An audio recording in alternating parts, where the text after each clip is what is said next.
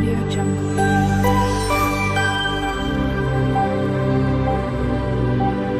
Audio Jungle. Hello everyone, જય શ્રી કૃષ્ણ. મારી ચેનલમાં તમારું સ્વાગત છે.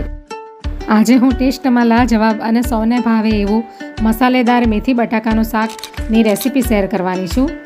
આ રેસીપી તમે બપોરે લંચમાં બનાવી શકો અને એકદમ ટેસ્ટી હોય છે અને મેગી મસાલો પણ છે એટલે વધારે સરસ લાગશે. ચેનલ પર નવા હોવ તો જરૂરથી ચેનલ સબસ્ક્રાઈબ કરજો, જેથી મારા દરેક વિડીયોનું નોટિફિકેશન તમારા સુધી પહોંચશે.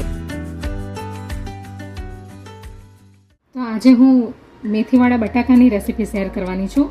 એકદમ ઇઝી અને ઝટપટ બની જાય એવી અને થોડા ઇન્ગ્રીડિયન્ટ્સમાં બની જશે. તો આ બે બાફેલા બટાકા મેં લઈ લીધા છે, 2 નંગ મોટા. તો હવે આપણે એને કટ કરી લઈએ.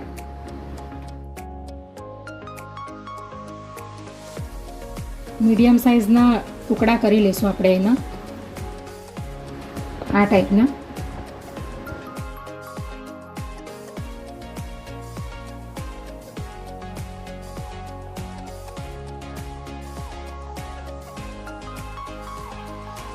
બટાકા કટ થઈ ગયા છે, તો હવે આપણે ગેસ ચાલુ કરીએ.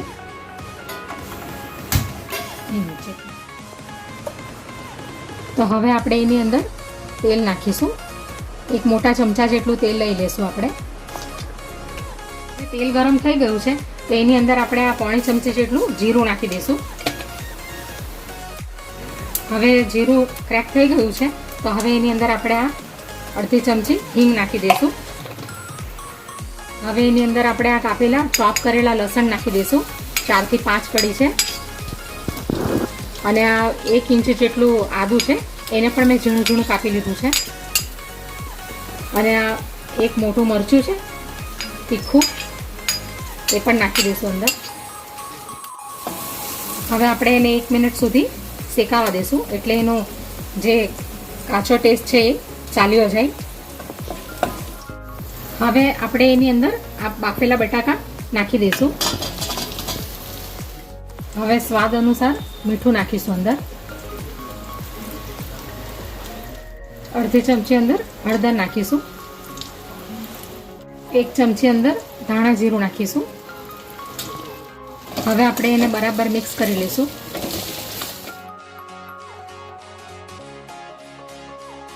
હવે આપણે એની અંદર ગરમ મસાલો નહીં નાખીશું, એની અંદર આપણે આ મેગી મસાલો અડધું પેકેટ નાખીશું. અડધું મેગી મસાલાથી ટેસ્ટ એનો બહુ સરસ આવશે.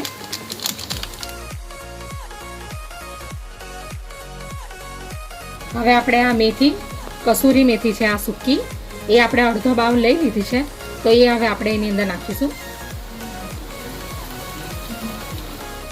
હવે આપણે મિક્સ કરી લઈશું બરાબર. આ એકદમ ઓછા ઇન્ગ્રેડિયન્ટ્સ વાળી સબ્જી છે. તમારે એની અંદર ટામેટા, કાંદા જે કંઈ બી નાખવું હોય તો તમે નાખી શકો, પણ આ રીતે બનાવશો તો વધુ ટેસ્ટી લાગશે. હવે આ મેથી સૂકી છે એટલે જરા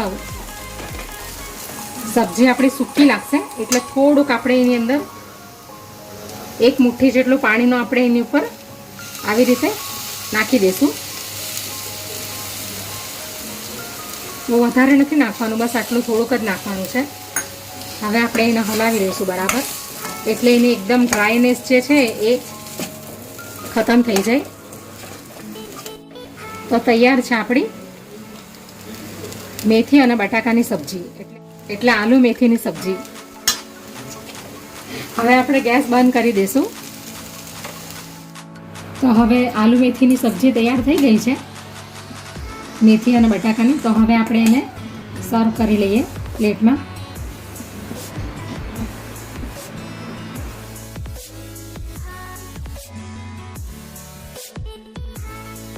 તો તૈયાર છે આપણી આલુ અને મેથીની સબ્જી. તમે આને રોટલી સાથે, પરાઠા સાથે, રોટલાની સાથે ખાઈ શકો.